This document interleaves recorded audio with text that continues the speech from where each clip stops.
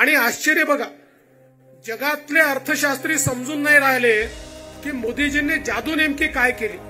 जगात याची चर्चा आहे. 10 वर्षामध्ये या देशामध्ये 25 कोटी गरीब, 25 कोटी हे गरिबी रेषेच्या बाहेर आले.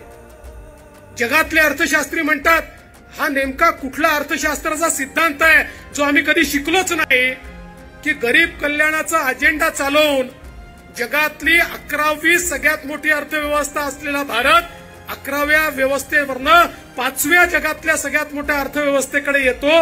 ही काय जादू मोदीजींनी केली हे देखील आज अर्थशास्त्री त्याचा अभ्यास करतायत. मोदीजींनी सांगितलं अर्थव्यवस्था जगातली 5वी सगळ्यात मोठी मी केली, पण मुठभर लोकांच्या भरोश्यावर नाही केली. या ठिकाणी गरीबाला अधिकारिता देऊन अर्थव्यवस्थेला चालना दिली.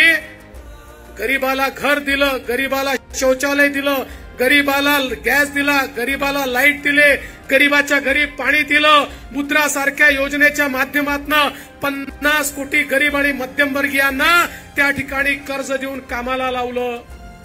आणि मला सांगताना आनंद वाटतो, माझी मातृशक्ती या ठिकाणी आहे. 50 कोटी मुद्रा लोनचे जे कर्ज मिळाले त्यातले 25 कोटी कर्ज महिलांना मिळाले आहेत. या देशात 25 कोटी महिलांना आपल्या पायावर उभा करणारा व्यक्ती जर कोणी असेल तर ते मोदीजी आहेत.